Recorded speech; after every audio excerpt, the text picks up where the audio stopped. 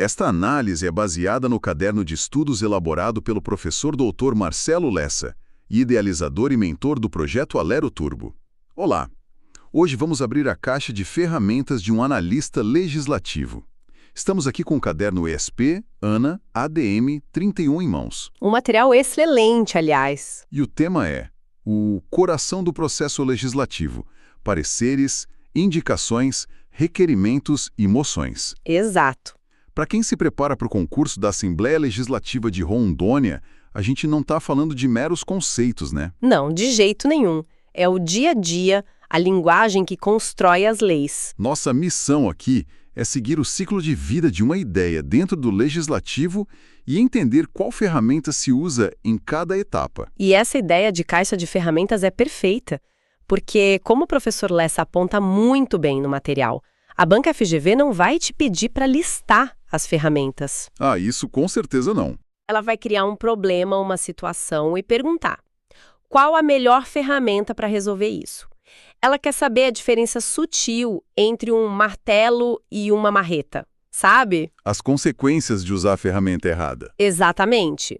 O nosso objetivo aqui é entender a finalidade, a alma de cada uma dessas proposições, para não só decorar, mas para raciocinar como um verdadeiro analista. Certo, então vamos começar pela ferramenta mais robusta, a mais analítica de todas, o cérebro da operação, o parecer.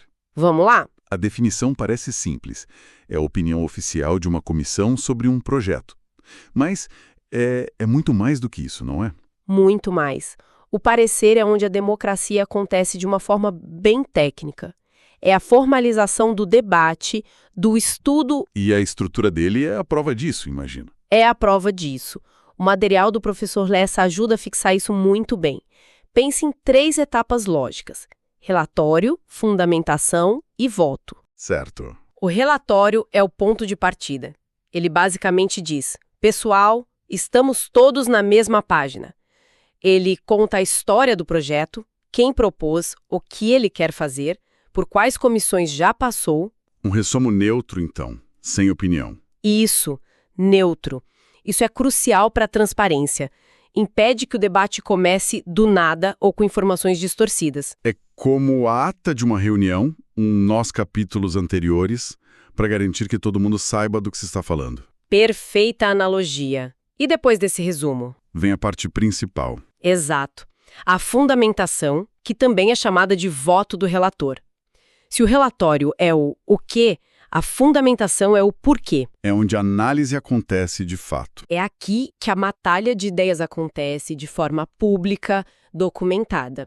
O relator vai analisar a constitucionalidade, a legalidade, o mérito. Ou seja, ele vai responder: essa proposta é boa, é oportuna, resolve o problema que se propõe a resolver? Ele apresenta os argumentos, os dados. Isso, a lógica por trás da sua posição. É o coração do parecer, pois é aqui que ele tenta convencer os colegas de comissão. E depois de toda essa argumentação vem a conclusão inevitável. O voto é a consequência clara, direta.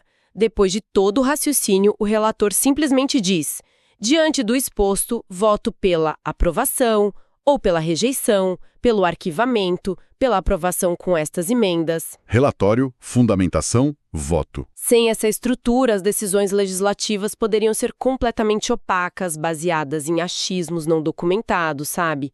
Essa formalidade é uma garantia para o cidadão. Mas isso de ter um relator parece dar muito poder a uma pessoa só.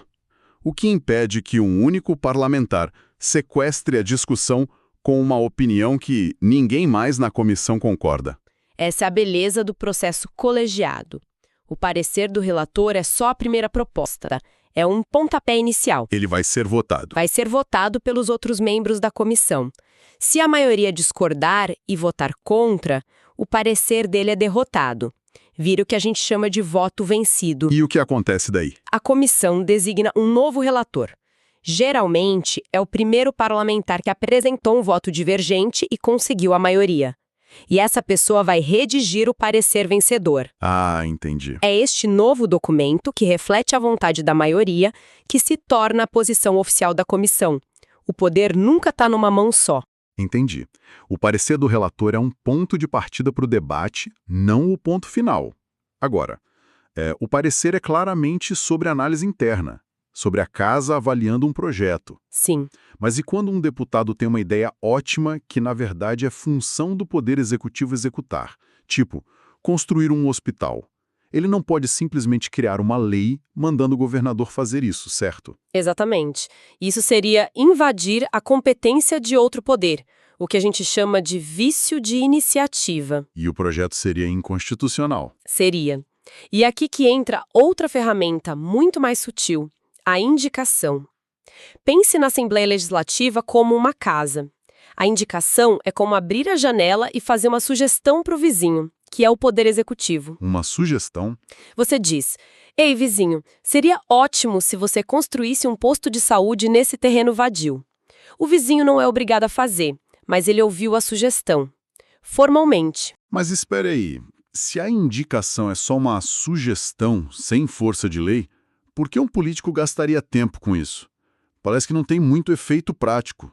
Ah, mas tem um efeito político gigantesco. Primeiro, o parlamentar mostra para a base eleitoral dele que está trabalhando por aquela causa. Certo? Prestação de contas? Segundo, ele joga a responsabilidade para o executivo. Se o posto de saúde não sair, a culpa não é do deputado que pediu, mas do governo que não atendeu. E tem um terceiro ponto, né? Sim, serve para medir a temperatura política de uma ideia. É uma forma de iniciar um diálogo com o governo sem o custo político de um projeto de lei formal. É um instrumento de cooperação e, ao mesmo tempo, de pressão. Faz todo sentido. É uma jogada de xadrez político. E se a indicação é a ferramenta para falar com o vizinho, qual é a ferramenta para arrumar as coisas dentro de casa? Aí entramos no requerimento. Se a indicação é, em regra, para fora, o requerimento é para dentro. É um pedido formal à mesa diretora ou ao presidente da casa sobre o andamento dos trabalhos. Do tipo, presidente, podemos voltar este projeto com urgência? Ou, mesa diretora, solicito a criação de uma comissão parlamentar de inquérito para investigar tal assunto. São pedidos que movimentam a máquina legislativa. E podem ser até verbais em alguns casos. Exato. No calor do debate em plenário, um pedido de verificação de quórum, por exemplo, para ver se tem gente suficiente para continuar uma votação. E além desses pedidos internos, o requerimento tem outra função, certo? Uma que olha para fora, mas de um jeito bem diferente da indicação. Sim, e essa é talvez a sua função mais poderosa, a fiscalização. Um deputado pode usar um requerimento para pedir informações a um secretário de Estado. E aqui não é uma sugestão, como na indicação. Não é um favor. Não. É o exercício do poder de fiscalização do legislativo sobre o executivo. É um pedido formal que, como a gente vai ver, tem consequências muito sérias se não for respondido. Perfeito. Já temos a análise, que é o parecer, a sugestão, a indicação e o pedido, o requerimento. Faltam uma ferramenta que me parece mais emocional. A moção. Exato. Se as outras são ferramentas de trabalho, a moção é a ferramenta de expressão. É a voz da Assembleia Legislativa como um todo, manifestando um sentimento sobre um acontecimento. É como se fosse o post oficial da casa. É isso, o post oficial da casa na rede social da política. Pode ser uma moção de aplauso, que é o like, parabenizando um cidadão ou instituição. Pode ser uma de pesar, por um falecimento. Ou de apoio. De apoio a uma causa ou movimento. E pode ser a mais forte de todas, a moção de repúdio, que é o cancelamento institucional. Uma crítica veemente a um ato ou declaração. O peso simbólico de uma moção dessas é enorme. Ok. Com essa visão geral, vamos aprofundar em alguns pontos que o professor Lessa destaca como alvos clássicos da FGV. Por exemplo, a redação final de um projeto. O texto já foi debatido, emendado, votado, mas ainda não acabou. O que é essa etapa? Imagine que depois de uma longa reforma, a casa está pronta, mas está cheia de poeira, ferramentas espalhadas, respingos de tinta. Uma bagunça. Isso. A redação final é a limpeza do texto da lei. Tecnicamente, ela é um tipo de parecer, geralmente feito pela CCJ, a Comissão de Constituição e Justiça. e a sua única função é corrigir erros de português, ajustar a numeração de artigos, consolidar as emendas e deixar o texto limpo. Coerente com a técnica legislativa. Isso. O produto final é o autógrafo, a versão zerada que vai para a sanção do governador. E qual é a pegadinha aqui? O que a banca pode explorar? A regra de ouro.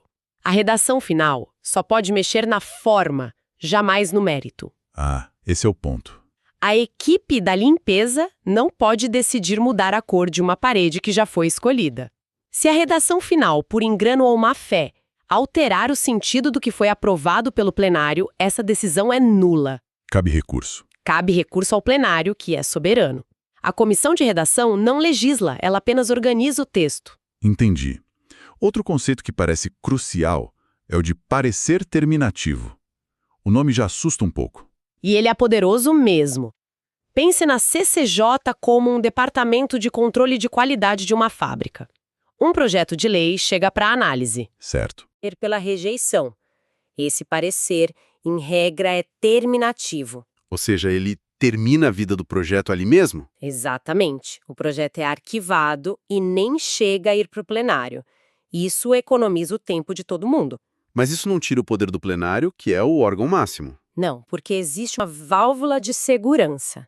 Mesmo contra uma decisão terminativa, cabe recurso.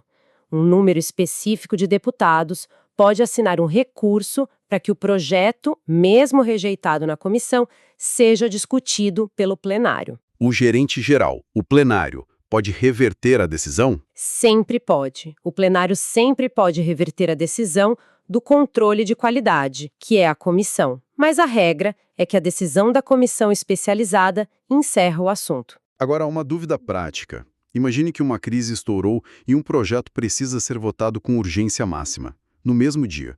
Não há tempo para um relator escrever páginas de parecer, o processo simplesmente para. Não para.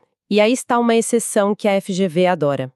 A regra geral é que o parecer seja escrito, formal, detalhado. Mas Em situações de urgência, discutidas diretamente no plenário, o regimento pode permitir que o parecer seja emitido oralmente.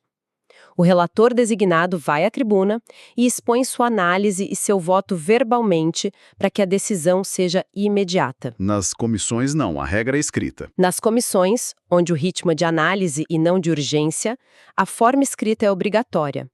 Mas a exceção oral existe e é fundamental para momentos de crise. Certo. E voltando às comissões. Digamos que um membro discorda totalmente do parecer do relator, mas ele não consegue os votos da maioria para derrotá-lo. A opinião dele simplesmente se perde. Ele só vota não e fica por isso mesmo. Ele tem uma ferramenta para garantir que sua posição fique registrada para a história. O voto em separado. Ah, o voto em separado. É o direito que ele tem de escrever o seu próprio parecer, com sua própria fundamentação e conclusão, e apresentá-lo formalmente. Esse voto divergente é publicado junto com o parecer vencedor. E qual a importância disso? É importante por várias razões. Marca posição política, serve como registro histórico e pode até subsidiar futuras discussões sobre o tema. E mais, dependendo do regimento, esse voto em separado pode ser destacado para votação e, quem sabe, virar o jogo e se tornar o parecer vencedor. Excelente. Vamos agora para uma revisão estratégica focando nos pontos-chave do fichamento do material do professor Lessa. A diferença central entre indicação e requerimento, para não confundir nunca mais. Pense na direção do vetor. A indicação tem um vetor para fora. Sugere algo a outro poder. O requerimento tem um vetor para dentro, pedindo algo à mesa diretora, ou um vetor de fiscalização para fora, exigindo informações. Uma sugere, a outra pede ou exige. Basicamente isso. E sobre esse requerimento de informação a um secretário, mencionamos que ele é poderoso. Quão poderoso? Aqui a coisa fica muito séria. Ele não é um por favor. Pense no princípio da simetria como uma regra de espelho. O que vale na esfera federal vale na estadual. Exato. O que vale para a relação entre o Congresso Nacional e os ministros de Estado em Brasília vale de forma espelhada para a relação entre a Assembleia Legislativa e os secretários de Estado. E o que isso significa na prática? Se um ministro que mente ou se recusa a prestar informações ao Congresso pode cometer crime de responsabilidade e sofrer impeachment, um secretário de Estado que faz o mesmo com a Assembleia também pode. A recusa ou a informação falsa é uma infração gravíssima. Gravíssima. Essa ferramenta tem dentes. Entendido. Outro termo técnico que aparece nos pareceres é prejudicialidade. O que faz um projeto ser prejudicado? Prejudicialidade é quando o projeto perde o sentido de existir. É um universo dizendo: é tarde demais para isso. Imagine um projeto para dar o nome de uma pessoa a uma praça que já foi inaugurada com outro nome. Perdeu o objeto. Perdeu o objeto. O projeto ficou prejudicado. Ou o caso mais comum. Um projeto sobre um tema X é apresentado, mas logo depois o plenário aprova ou rejeita outro projeto sobre o mesmíssimo tema. Não faz sentido continuar discutindo algo que a casa acabou de decidir. A matéria está prejudicada. Isso.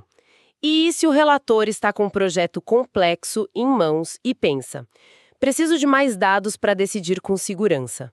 Ele tem como pausar o processo para buscar essas informações? Sim, a ferramenta para isso é a diligência.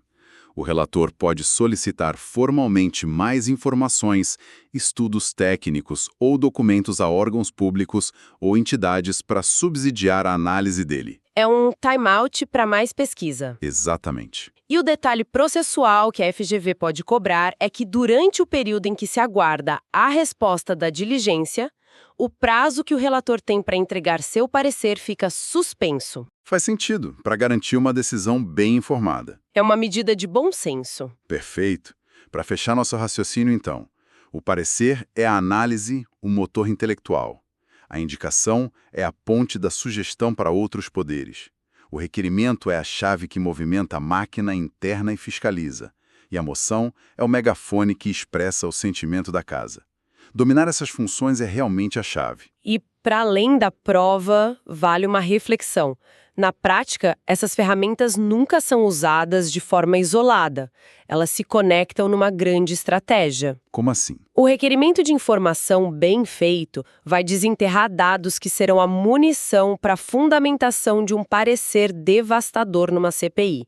Uma indicação é lançada para testar a opinião pública e a reação do governo antes de se gastar capital político com um projeto de lei complexo. Tudo está interligado. A redação de cada um desses documentos não é só um ato burocrático. É a materialização da estratégia política e do exercício do controle democrático. Entender isso é o que diferencia o decorador de regras do verdadeiro analista legislativo. Uma perspectiva fantástica. E para encerrar, uma citação que o professor Lessa traz no final do material, de Provérbios 16:23.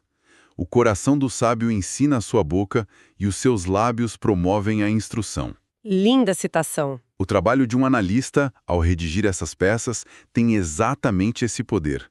O de instruir, de fundamentar e, no fim das contas, de construir as decisões que afetam a vida de todos. Esta análise aprofundada foi baseada no caderno de estudos do projeto Aler Turbo, de autoria do professor pós-doutor Marcelo Lessa.